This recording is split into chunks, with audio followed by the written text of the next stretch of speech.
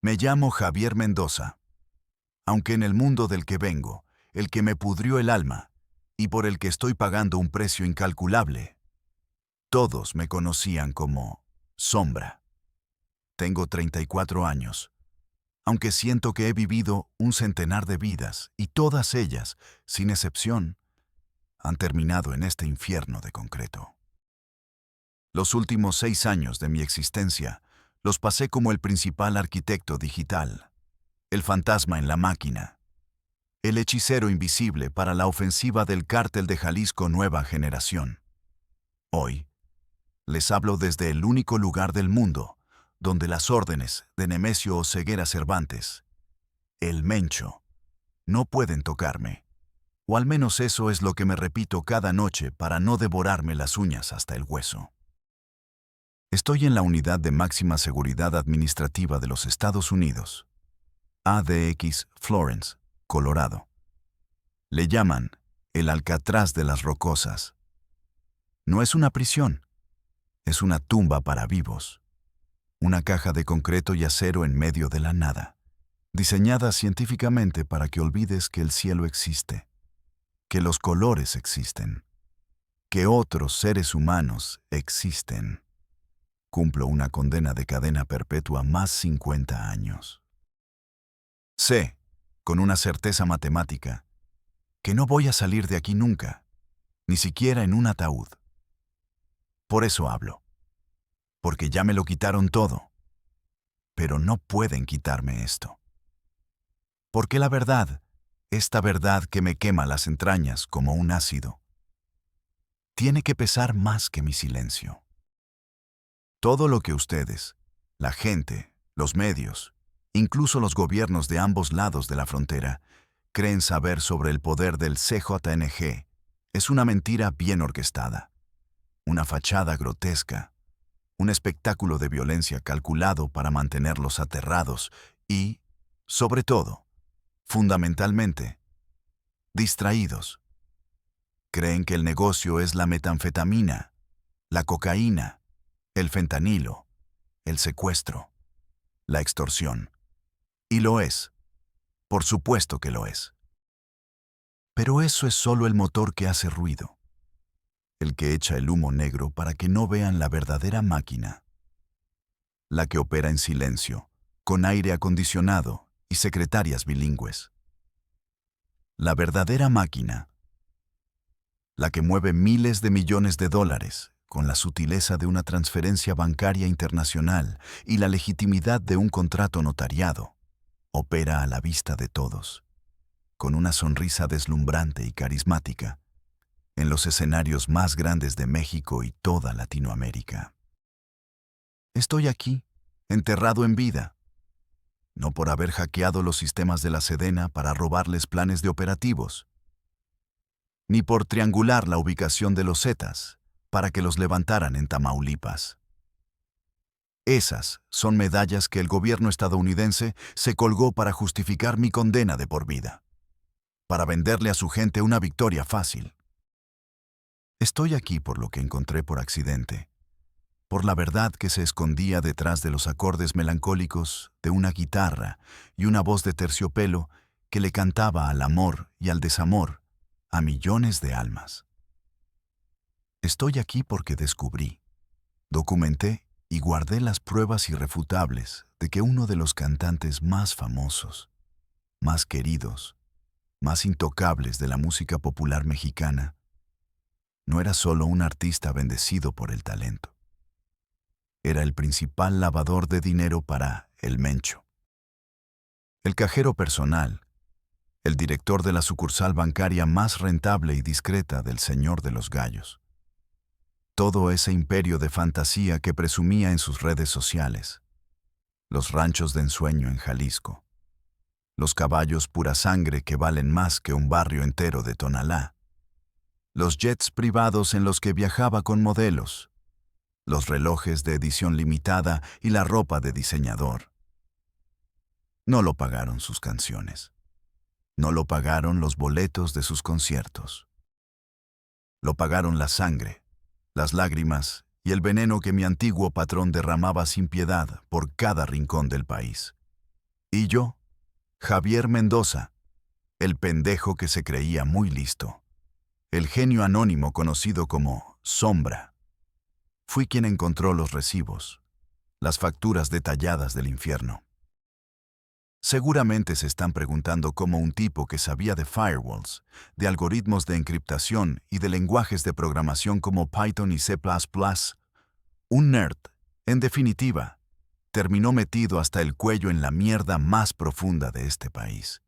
La gente siempre se imagina una historia de ambición desmedida, de querer el carro del año, los relojes de oro, las mujeres de portada de revista. Ojalá hubiera sido tan simple, tan vulgar. En mi caso, no fue el brillo del oro lo que me cegó. Fue el pitido monótono, constante, agudo y desesperante de un monitor de signos vitales en un hospital público. El Hospital Civil de Guadalajara. Todavía puedo olerlo si cierro los ojos. Ese olor a cloro, a desinfectante barato y a enfermedad, a desesperanza. Mi madre. Se llamaba Elena, una mujer que trabajó toda su vida limpiando casas para que yo pudiera estudiar. Le diagnosticaron insuficiencia renal crónica, etapa terminal. Los doctores usaban esas palabras con una frialdad clínica, una distancia profesional que te helaba los huesos. Necesitaba un trasplante, y lo necesitaba ya. Vivíamos en Tonalá, en una de esas colonias donde el progreso es un cartel electoral, que se despinta con la primera lluvia y las calles se convierten en ríos de lodo. Yo era bueno, muy bueno con las computadoras. Desde niño las desarmaba y las volvía a armar solo por curiosidad. Tenía un pequeño negocio de reparación y seguridad informática en el centro, cerca del mercado San Juan de Dios. Apenas nos alcanzaba para pagar la renta, la comida y los medicamentos que la mantenían estable, atada a una máquina de diálisis 3 veces por semana, en sesiones de 4 horas, que la dejaban exhausta. Recuerdo el día que el nefrólogo, un tipo cansado, con ojeras que delataban guardias interminables, me llamó a su cubículo sin ventanas. Me dijo, sin mirarme a los ojos, revisando unos papeles, que la diálisis ya no estaba funcionando como antes, que sus niveles de creatinina estaban por las nubes, que sin un riñón nuevo y un tratamiento postoperatorio con inmunosupresores carísimos, a mi madre le quedaban, con suerte, 6 meses. El mundo se me vino abajo. No es una metáfora. Sentí físicamente como si el suelo se abriera y me tragara en una oscuridad helada. Hice lo que cualquier hijo haría. Fui a todas las instituciones de gobierno, al IMSS, al ISSSTE, a la Secretaría de Salud. Llené formularios absurdos en triplicate. Supliqué en ventanillas a burócratas indiferentes que apenas levantaban la vista de su celular o de su café. La respuesta siempre era la misma. Una lista de espera de años. Una burocracia infinita diseñada para que te rindas. Una palmadita en la espalda y un «estamos haciendo todo lo posible, joven». Pero mi madre no tenía años. Tenía meses, semanas, días contados en el calendario de la muerte. La desesperación es un ácido que te quema por dentro, que disuelve tus principios, tu moral, tu religión, todo lo que creías que eras. Te deja hueco, vacío, listo para ser llenado con cualquier cosa, con cualquier promesa. Un primo mío, Beto, que siempre anduvo en malos pasos, metido en el narcomenudeo y el robo de coches, me vio un día afuera del hospital, sentado en la banqueta, hecho polvo, llorando de pura impotencia. Se acercó, se sentó a mi lado y me pasó un cigarro. «La vida no es justa, primo», me dijo, exhalando el humo. «El sistema está hecho para que los jodidos nos muramos esperando. Pero hay gente que la puede torcer a tu favor. Gente que soluciona problemas. de los que no se arreglan con papeles ni con súplicas. Una semana después, estaba sentado en un privado en la parte trasera de un restaurante de mariscos en Zapopan. El lugar olía a ajo, a camarones a la diabla y a cerveza cara. Frente a mí, un hombre de unos 50 años, vestido con un traje de lino impecable, con un reloj que seguramente costaba más que mi casa. Solo lo conocí como el licenciado. No me preguntó qué sabía hacer. Ya lo sabía todo sobre mí. Tenía una carpeta en la mesa con mi nombre. Mi vida entera resumida en unas cuantas hojas. Mis calificaciones, mis trabajos, mis deudas y lo más importante, el expediente médico de mi madre. Me miró fijamente con unos ojos fríos, de reptil, y puso sobre la mesa un fajo grueso de billetes de 500 pesos, perfectamente ordenados. «Esto es para empezar», dijo con una voz suave, pero que imponía un respeto inmediato. «Para los doctores, para que muevan a tu jefa al principio de la lista en un hospital privado de Puerta de Hierro. El resto te lo ganas. Necesitamos a alguien que sepa moverse en la sombra de la red. Alguien que no deje huellas. Un fantasma». Esa noche no dormí. Me quedé en la cocina, con la luz apagada, mirando el dinero sobre la mesa. Podía olerlo. Olía a esperanza y a condena, a vida y a muerte. En mi mente, veía dos imágenes en un bucle tortuoso. A mi madre, pálida y frágil, conectada a esa máquina infernal que la consumía lentamente. Y este fajo de billetes que representaba su salvación. No fue una elección, fue una sentencia. La vida de mi madre a cambio de la mía. Al día siguiente, con las manos temblando, hice una llamada. Y Javier Mendoza, el técnico en computación, murió para que naciera Sombra. El trasplante se hizo en 2 semanas, en el mejor hospital de la ciudad, por el mejor cirujano. Mi madre se salvó. Y yo, para pagar esa deuda, le vendí mi alma al diablo.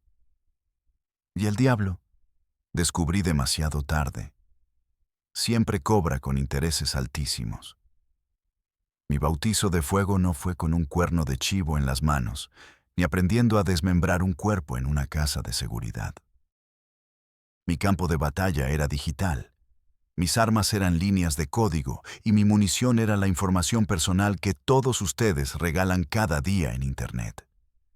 Mi primera chamba seria fue localizar a un cabrón, un pez gordo, Ramiro Solís, alias El Cuentas, uno de los contadores principales del cártel de Sinaloa. El tipo se había pelado de Culiacán, no solo con dinero, sino con 2 laptops que contenían el santo grial de su operación.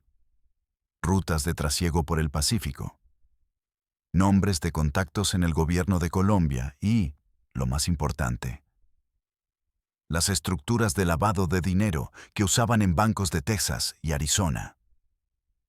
Y había cometido el peor de los pecados, la máxima ofensa. Se había escondido en Guadalajara, en nuestra plaza. Era una falta de respeto que no se podía permitir, una declaración de guerra silenciosa.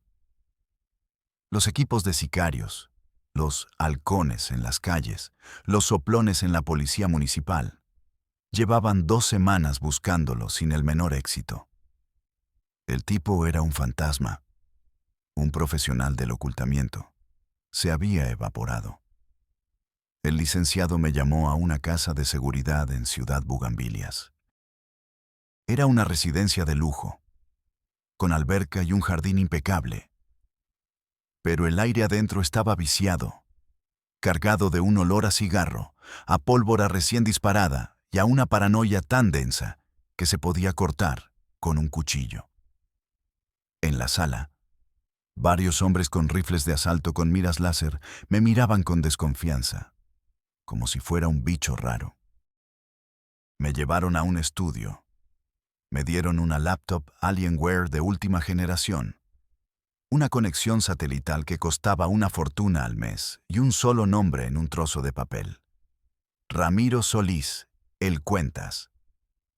Lo queremos vivo, Sombra, me dijo un comandante con la cara marcada por la viruela y los ojos muertos, vacíos de cualquier emoción. El señor quiere hacerle unas preguntas personalmente. Pero si se complica, lo queremos. Punto. Tienes 24 horas. No me dieron más. Me dejaron solo en esa habitación helada con aire acondicionado. Empecé a trabajar. El tipo era listo, un profesional. No usaba sus tarjetas de crédito, no tenía redes sociales activas. Su teléfono principal estaba apagado desde que cruzó la frontera de Sinaloa. Pero todos, absolutamente todos, cometen errores. Somos criaturas de hábitos, dejamos rastros, ecos digitales. Me metí en los registros de su esposa, de su hija adolescente. Rastreé sus viejos correos electrónicos, sus perfiles olvidados de High 5, de Metroflog, de cualquier basura social de principios de los 2000. Buscaba un patrón, una debilidad, una pasión. Y la encontré. Los autos clásicos. Era un fanático obsesivo de los Ford Mustang. Busqué foros, grupos de coleccionistas, blogs especializados. Horas y horas de búsqueda, leyendo miles de posts sobre carburadores y transmisiones, cruzando datos, direcciones IP, nombres de usuario. Y entonces, después de casi 18 horas seguidas, di con él. Un usuario llamado Mustang71GDL había posteado 3 días antes en un foro privado para puristas de Shelby, preguntando por un carburador específico para un GT500 de 1971. La dirección IP rebotaba por varios proxies en Rusia y Ucrania, una táctica de manual para ocultar la ubicación. Pero cometió un error de un segundo. Se conectó por un instante desde una red pública de un café internet en Tlaquepaque para descargar un manual de reparación en PDF que un usuario le había compartido. Un solo segundo. Fue suficiente. Ese rastro era todo lo que necesitaba. Exploté una vulnerabilidad conocida en el firmware del router del café. Accedí a sus logs de conexión y encontré la MAC address de su dispositivo. Con esa huella digital única, pude escanear las redes Wi-Fi de la zona en busca de esa dirección específica. Y la encontré. Estaba usando la red Wi-Fi gratuita de un parque cercano a su escondite, seguramente desde una casa o un departamento con vista al parque. Hice una triangulación con las antenas de telefonía celular de Telcel y Movistar, y obtuve un radio de 50 metros. Un círculo preciso en un mapa satelital. Le envié las coordenadas exactas y la captura de pantalla del mapa al comandante vía un mensaje encriptado que se autodestruyó a los 10 segundos. No escribí ni una palabra más. Me quedé ahí, en silencio, mirando la pantalla. El corazón me latía en los oídos como un tambor de guerra. 40 minutos después, mi teléfono sonó. Era el licenciado. Su voz era tranquila, casi aburrida, como si estuviera reportando el clima. Excelente trabajo, Sombra. El paquete está asegurado. No preguntó cómo lo hice. No le importaba. Solo el resultado. Esa noche, vi en las noticias el hallazgo de un cuerpo desmembrado dentro de varias hieleras en un parque público de Tlaquepaque. El reportero decía que habían dejado la cabeza en una banca, con un cigarro en la boca. Junto a los restos, una cartulina fosforescente con un mensaje. Esto les pasa a los traidores y a los chapulines. Ate. CJNG. Sentí un frío glacial que me recorrió la espalda y se me instaló en el estómago. No había disparado un arma. No había empuñado un cuchillo. Pero esa muerte era mía. Mi teclado había sido el cañón. Las coordenadas habían sido la bala. y mi cerebro había sido el que apuntó. Había demostrado mi valor. Había pasado la prueba. Ya no era Javier Mendoza, el técnico en computación que salvó a su mamá. Era Sombra, una herramienta letal. Y a partir de ese día, la organización empezó a usarme para cosas mucho más grandes, mucho más oscuras. Fue entonces cuando empecé a ver la verdadera cara del monstruo, y me di cuenta de que los sicarios eran solo sus garras. El cerebro era algo mucho más sofisticado y aterrador. Al principio, mi trabajo era puramente táctico. Encontrar gente, interceptar comunicaciones de cárteles rivales, tumbar los sistemas de seguridad de empresas que no querían pagar la cuota. Pero a medida que mi reputación de infalible crecía, me dieron más acceso. Me integraron al equipo financiero. Y ahí fue donde mi percepción del mundo se rompió en 1000 pedazos. Yo creía que estaba trabajando para narcos, para criminales violentos, pero, en el fondo, simples. Estaba profundamente equivocado. Estaba trabajando para una corporación multinacional disfrazada de cártel, un conglomerado con divisiones de logística, seguridad, finanzas y relaciones públicas. El verdadero poder no estaba en los hombres con rifles de asalto y chalecos tácticos que veía en las casas de seguridad. Esos eran solo los empleados de la división de seguridad, los obreros, la carne de cañón. El verdadero poder estaba en los despachos de abogados de Polanco en la Ciudad de México, en las oficinas de corredores de bolsa en San Pedro Garza García, en las notarías públicas de Guadalajara. Vi cómo se movía el dinero de verdad. Y no era en maletas llenas de efectivo en el maletero de un coche. Eso era para las películas, para los niveles bajos. El dinero real, los cientos de millones de dólares, se movía a través de transferencias SPAY a empresas fachada, de complejas redes de criptomonedas como Monero y Zcash, de inversiones en la bolsa de valores a través de fondos de cobertura opacos con sede en las Islas Caimán. Vi cómo empresas constructoras fantasma, creadas 6 meses antes con un capital social de 50,000 pesos, ganaban licitaciones millonarias del gobierno para construir carreteras que nunca se terminaban, o presas que solo existían en el papel. Vi cómo cadenas de supermercados, farmacias y gasolineras reportaban ganancias imposibles, lavando millones de dólares en efectivo a través de miles de pequeñas transacciones diarias que parecían legítimas para el SAT. Vi cómo se compraban minas de hierro en Michoacán y enormes campos de aguacate, no por el mineral o la fruta, sino para tener un producto tangible que exportar a China y Europa. La droga se iba en contenedores, y el dinero regresaba disfrazado de una venta legal de aguacates orgánicos.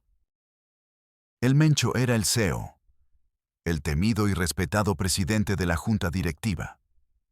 Pero tenía a sus vicepresidentes, políticos de alto nivel, empresarios que salían en las portadas de las revistas de negocios, banqueros que daban conferencias sobre ética financiera.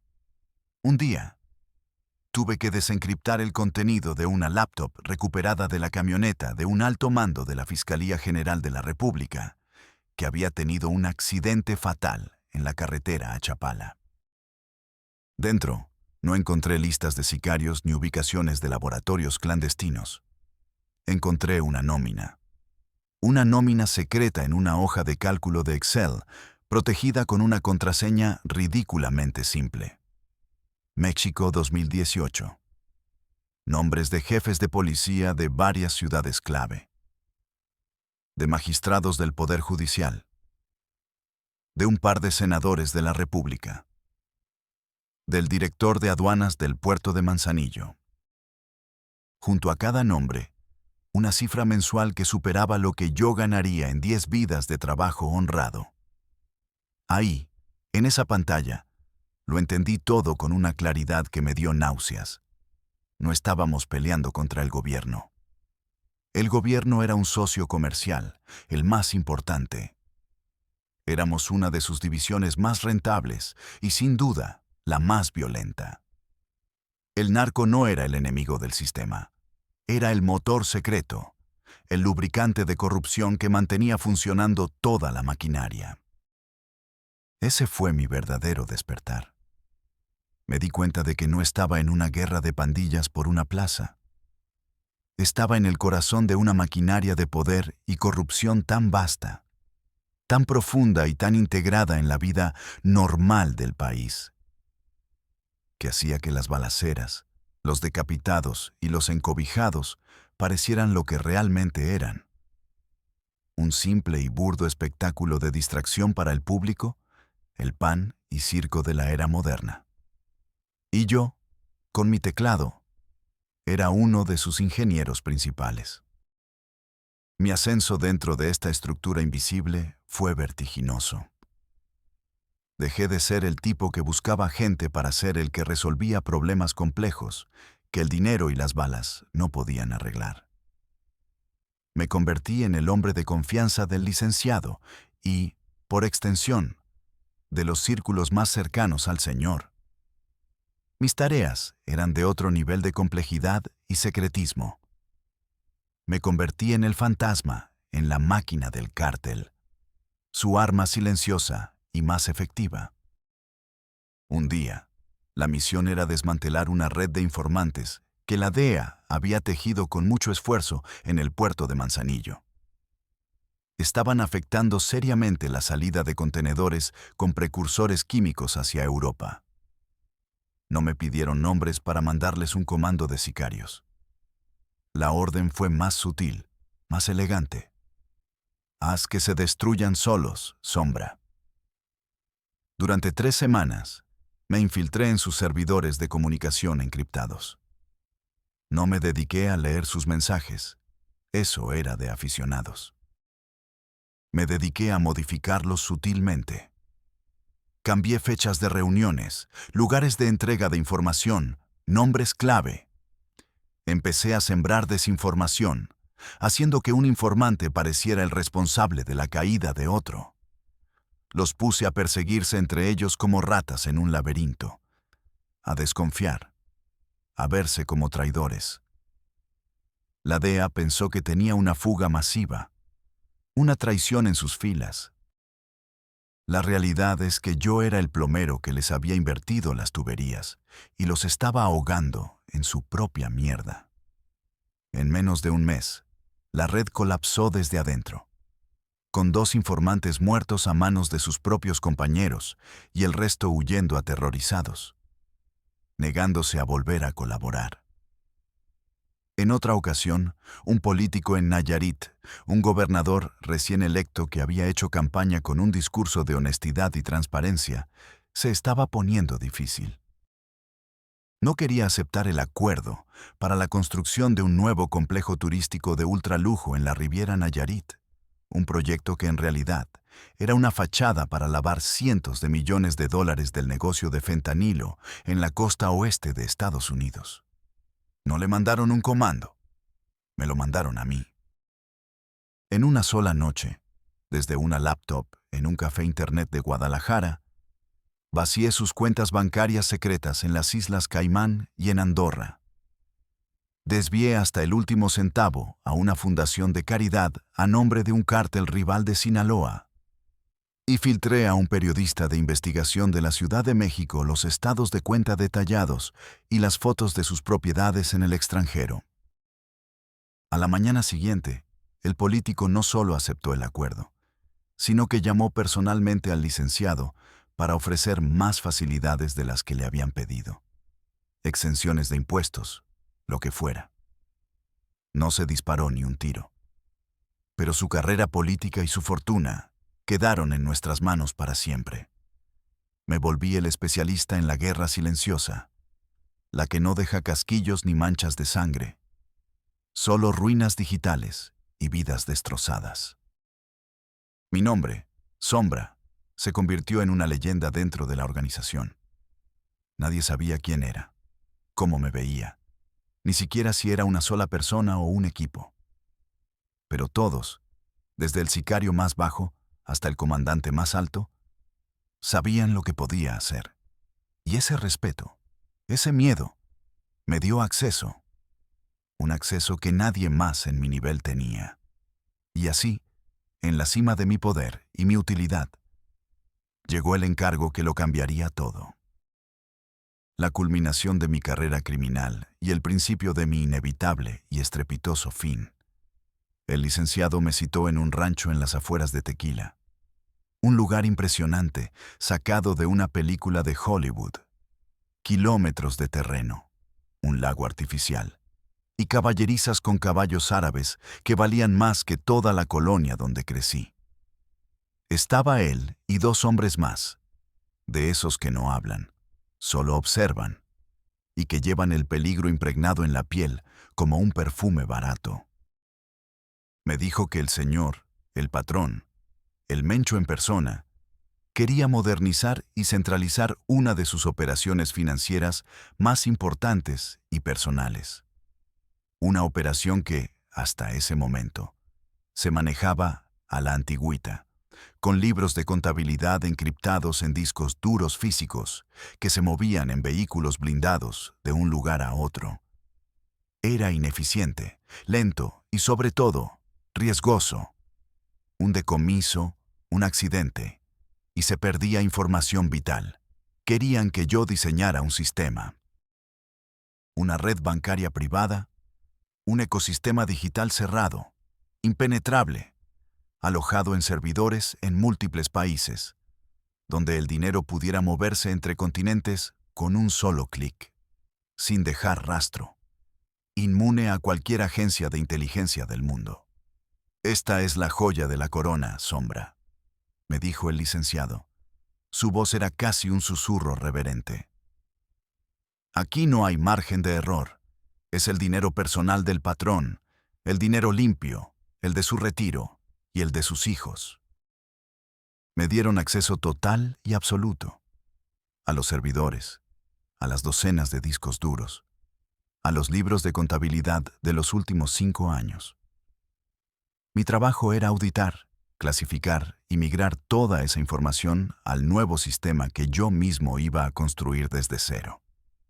Pasé semanas, casi 2 meses, sumergido en ese océano de números.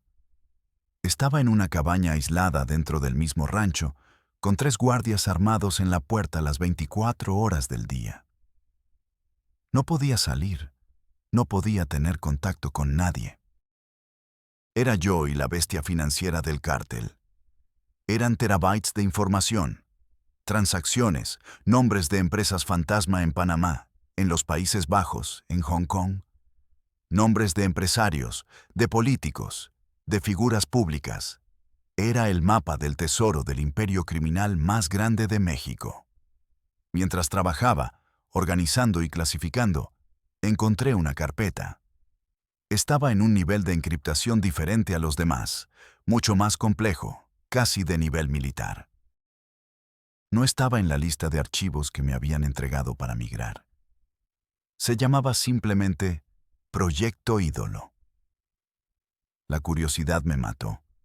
Era un desafío, una puerta cerrada que mi naturaleza de hacker no me permitía ignorar. Tardé casi una semana, corriendo algoritmos de fuerza bruta en una red de computadoras que configuré, probando claves, explotando una vulnerabilidad minúscula en el software de encriptación que solo un experto podría detectar. Y una noche, a las 3 de la mañana, con el olor a café rancio y el zumbido de los servidores como única compañía, la carpeta se abrió. Mi corazón se detuvo. Sentí un golpe de adrenalina helada que me dejó sin aire. Lo que vi no tenía sentido al principio. No eran números de cuentas bancarias, no eran transacciones de SPAY.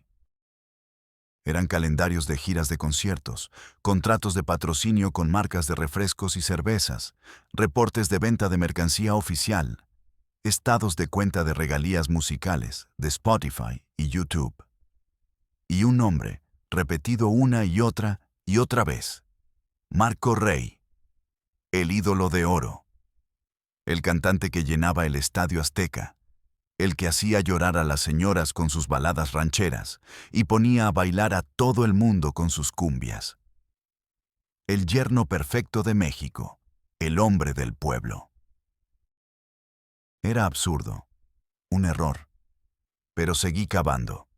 Y entonces las piezas empezaron a encajar con una lógica aterradora y nauseabunda.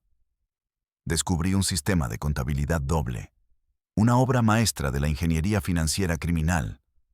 Uno era el libro oficial, el que se presentaba al SAT. Y luego estaba el otro, el real. Los ingresos de los conciertos se inflaban de manera sistemática. Si un palenque o un estadio tenía capacidad para 50,000 personas, ellos reportaban la venta de 70,000 boletos. Esos 20,000 boletos extra, pagados con efectivo del narco a través de una red de promotores, entraban al sistema como ganancias legítimas del evento. La venta de mercancía, las playeras, los discos, los sombreros, se triplicaba o cuadruplicaba en los libros contables. Crearon un entramado de empresas productoras de eventos, agencias de representación y sellos discográficos, todos a nombre de testaferros, que facturaban servicios inexistentes o a precios exorbitantes a la propia productora de Marco Rey. Servicios de seguridad, logística, iluminación. Era un círculo perfecto. El dinero sucio de la droga entraba por una puerta, se disfrazaba de ganancia por la música, pagaba sus impuestos correspondientes y salía por la otra, limpio, reluciente, listo para ser invertido en ranchos, hoteles, aviones y campañas políticas. Y no era poco dinero. Estábamos hablando de entre 10 y 15 millones de dólares por gira. Y había varias giras al año, por México, Estados Unidos y Sudamérica. Pero la prueba definitiva, la que me heló la sangre y me hizo vomitar en el baño de la cabaña, fueron los archivos de audio. Grabaciones de llamadas telefónicas encriptadas. La voz inconfundible, aterciopelada, de Marco Rey, el ídolo de oro, hablando con el licenciado. No hablaban de música. Hablaban de inversionistas, de paquetes que hay que limpiar, de porcentajes para el señor principal. En una grabación, Marco Rey se quejaba de que el inversionista principal, refiriéndose a El Mencho, estaba presionando mucho para lavar más dinero en la siguiente gira por Estados Unidos. Dile al señor que los artistas también necesitamos descansar, decía con su voz de cantante, casi con un tono de diva. Que la máquina de hacer billetes no funciona sola. Necesito unas vacaciones en Dubái, me las he ganado. Ahí estaba, la prueba irrefutable. El gran ídolo del pueblo, el hombre que le cantaba al amor y al honor. Era el director de la lavandería más grande y sofisticada del cártel. Con un sudor frío recorriéndome la espalda, hice una copia de todo. De los libros de contabilidad paralelos, de los contratos falsos, de las grabaciones de audio. Lo comprimí todo en un solo archivo. Lo encripté con un algoritmo que solo yo en el mundo conocía y lo guardé en una micro SD del tamaño de una uña. No sabía exactamente por qué lo hacía en ese momento. Quizás como un seguro de vida. O quizás porque, en el fondo de mi ser podrido, sabía que había cruzado una línea de la que nunca, jamás podría volver. Había visto el verdadero rostro del poder, y no era la cara de un narco en las montañas. Tenía la sonrisa perfecta y la voz de un cantante famoso. Terminé el proyecto de la nueva red financiera. Construí la fortaleza digital, migré los datos que me habían pedido y, por supuesto, dejé fuera cualquier rastro del proyecto ídolo, como si nunca lo hubiera visto. Mi trabajo fue impecable, una obra de arte de la programación y la seguridad. Me felicitaron, El licenciado me dio un bono en un maletín de piel. Había suficiente dinero ahí para comprarle una casa nueva a mi madre, para que viviera como una reina el resto de su vida. Pero algo se había roto dentro de mí. Ya no dormía. Pasaba las noches en vela, escuchando cada ruido de la calle, saltando con cada sombra, cada llamada a deshoras. Tenía en mi poder un secreto que valía no solo mi vida, sino la de toda mi familia. Un secreto que podía hacer colapsar a una de las figuras públicas más queridas del país y, con él, una de las principales cañerías financieras del cártel. Y ellos, en algún nivel, tenían que saber que yo lo había visto. No son estúpidos. Saben que no hay sistema 100% seguro, sobre todo para quien lo construye.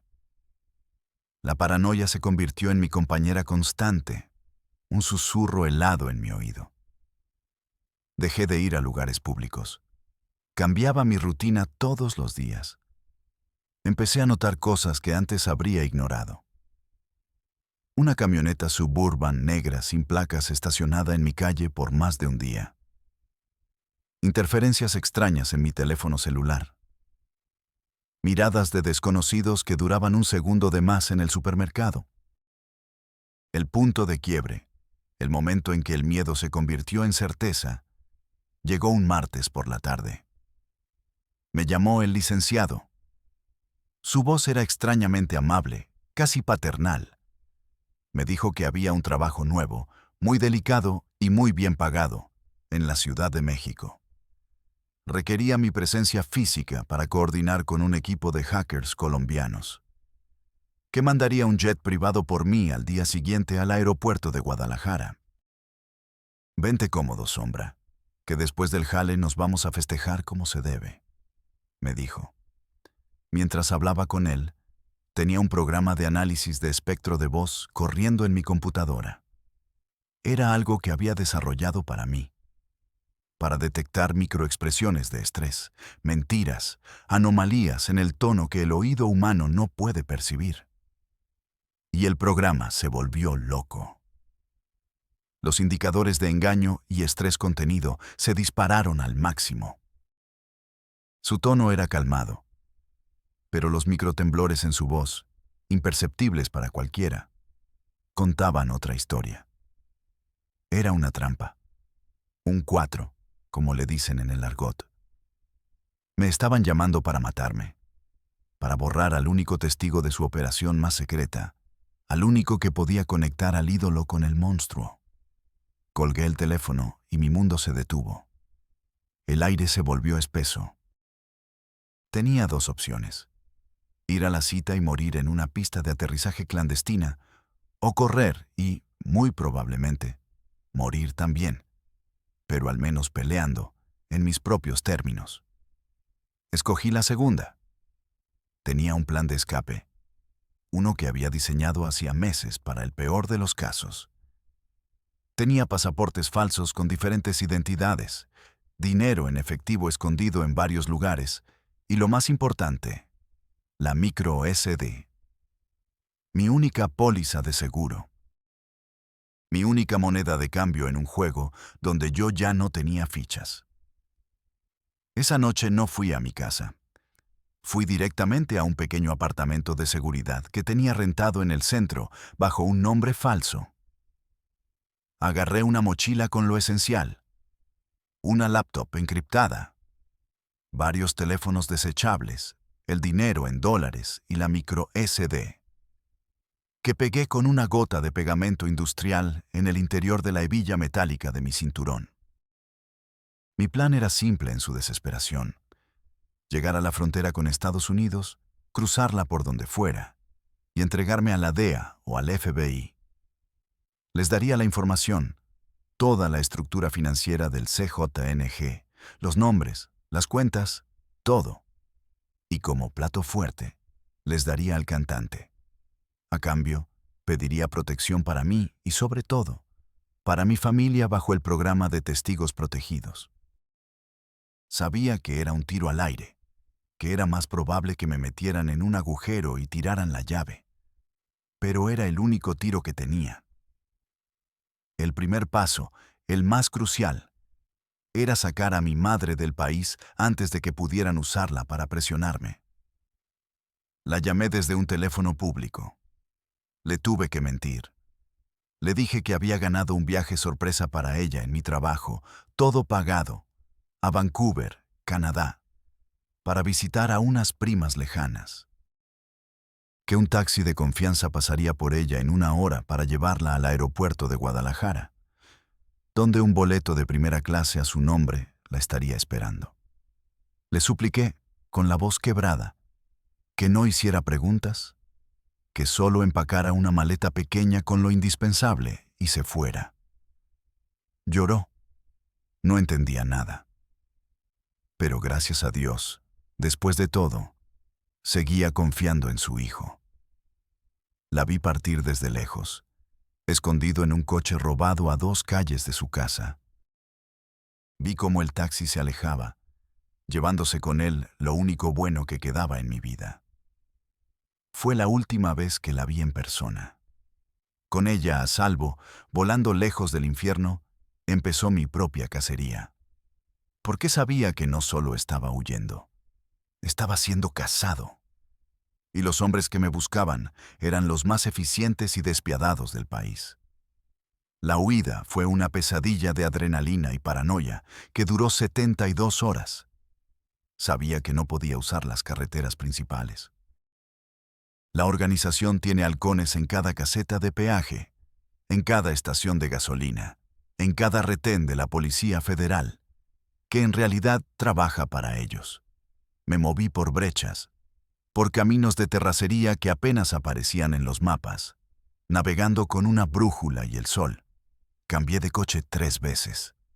El primer coche, una camioneta robada, la abandoné en un barranco cerca de Zacatecas, después de rociarla con gasolina y prenderle fuego para borrar cualquier rastro de ADN.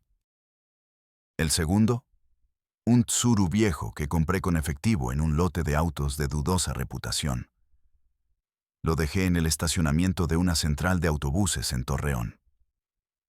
Me movía de noche, como una alimaña, y dormía a ratos durante el día en hoteles de paso de mala muerte, pagando siempre en efectivo, usando nombres falsos y sin dejar ningún tipo de registro. No usaba teléfonos. No me conectaba a Internet. Era un fantasma, pero sabía que el tiempo corría en mi contra. Ellos sabían cómo pensaba. Sabían lo que yo sabía hacer. Era mi propia habilidad, mi propio conocimiento de sus métodos, lo que ahora se usaba en mi contra. Estarían rastreando cualquier huella digital, cualquier cámara de seguridad, cualquier posible contacto que hubiera tenido en el pasado. Mi destino final era Tijuana, la frontera más porosa, más caótica, la cloaca del mundo. Mi plan era cruzar por el desierto, lejos de los cruces oficiales.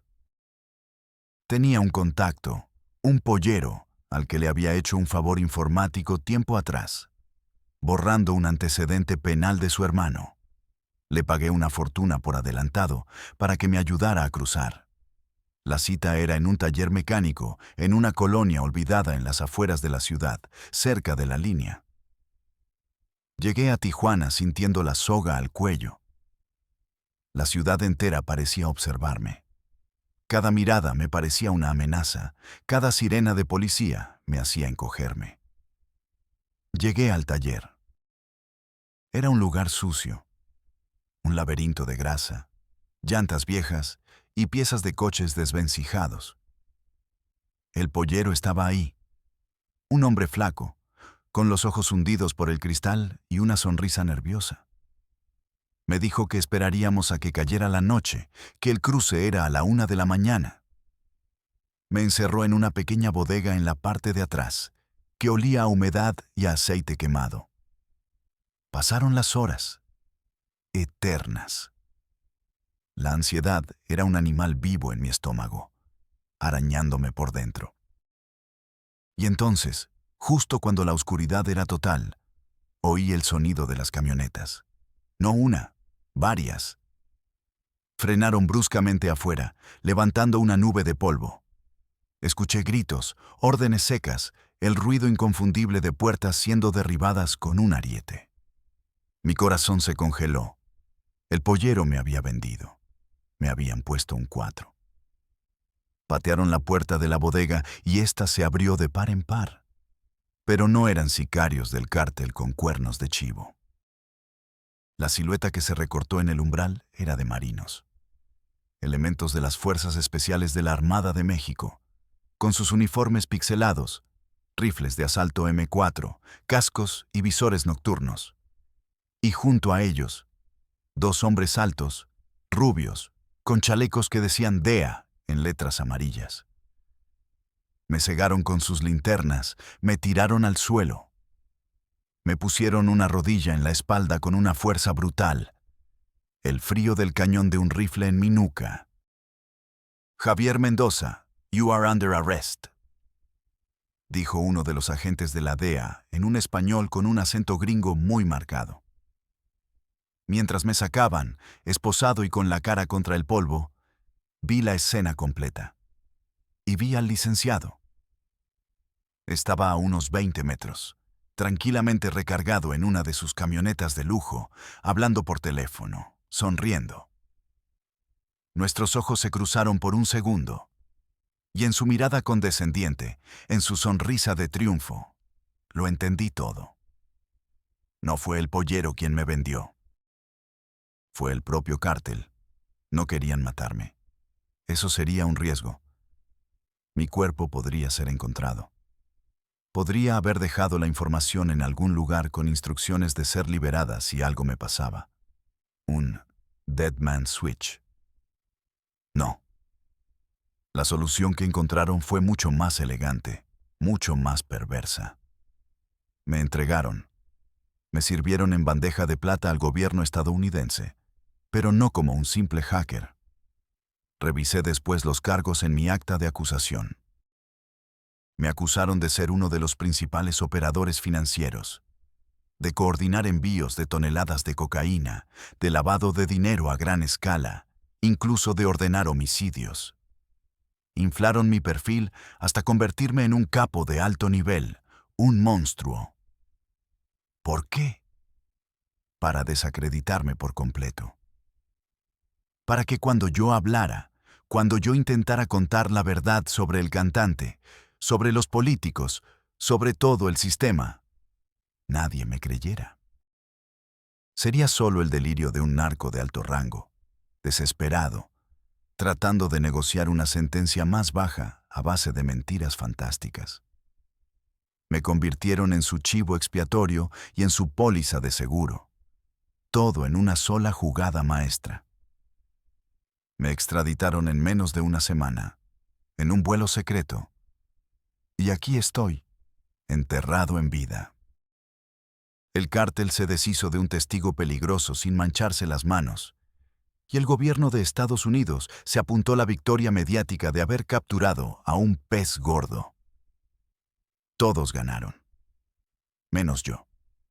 Y así, regreso al principio, a esta caja de concreto de 2 por 3 metros en el corazón del imperio americano. No veo el sol. No siento el aire fresco. Mi único contacto humano es a través de una rendija en una puerta de acero por la que me pasan una bandeja con comida insípida. Mi vida, tal como la conocía, se acabó. Todo lo que fui, todo lo que amé, se ha desvanecido como el humo. Mi madre vive en Canadá bajo otro nombre, y aunque sé que está a salvo gracias a un trato que hice con los fiscales a cambio de información menos sensible, el no poder volver a escuchar su voz, el no poder volver a abrazarla, es una tortura peor que cualquier castigo físico en esta prisión. Entonces, ¿por qué hablar ahora? ¿Por qué arriesgarme a que, de alguna manera, el brazo largo del cártel llegue hasta el rincón más seguro del mundo y me silencie para siempre? Lo hago porque es lo único que me queda. Me quitaron mi libertad, mi nombre, mi futuro, pero no pueden quitarme la verdad. Y la verdad es que el sistema, su sistema, está más podrido de lo que nadie se atreve a imaginar. La verdad es que mientras ustedes temen al sicario encapuchado que sale en las noticias, los verdaderos monstruos están en las portadas de las revistas, en los programas de televisión, en los escenarios, sonriendo, firmando autógrafos y ganando premios. Marco Rey sigue dando conciertos, sigue llenando estadios, sigue ganando Grammys, sigue siendo el ídolo de oro. Y cada peso que gana, cada aplauso que recibe, cada lágrima de una fan, está manchado de la sangre de miles de inocentes. La gente lo adora sin saber que están idolatrando a la fachada sonriente de una de las organizaciones más sanguinarias del planeta. Cuento esto no para buscar perdón. Para gente como yo, no hay perdón, ni lo busco. Mis manos están sucias, aunque nunca haya jalado un gatillo. Lo cuento como una advertencia, como una advertencia para ese joven, en algún barrio jodido de México o de cualquier parte, que como yo, se encuentra en un callejón sin salida y ve en el crimen una solución rápida, una puerta de escape. No lo es. Es una trampa. Es un pacto con el diablo, donde siempre, siempre, al final, pierdes el alma. El dinero te deslumbra al principio. Te da una falsa sensación de poder, de control, pero es una ilusión. Te conviertes en un esclavo, en una pieza desechable en un juego donde las reglas las ponen otros, y tú nunca ganas. Yo estoy aquí, en la tumba de los vivos. Mi voz es solo un eco desde el fondo del abismo. Pero espero que este eco resuene. Espero que la próxima vez que escuchen una canción de Marco Rey en la radio, piensen en mí. Piensen en los desaparecidos, en los muertos, en el país entero que se desangra para que él pueda comprarse otro caballo pura sangre. Si mi historia sirve para algo, que sea para esto. Para que sepan que el mal no siempre tiene cara de monstruo. A veces, tiene la voz de un ángel y toca la guitarra. Y si alguna vez esa vida de dinero fácil y poder les parece atractiva, recuerden mis palabras desde esta celda. De este mundo no hay salida. Solo hay dos finales. Una caja de concreto o un hoyo en el desierto. Y a veces, si tienes suerte, las dos cosas.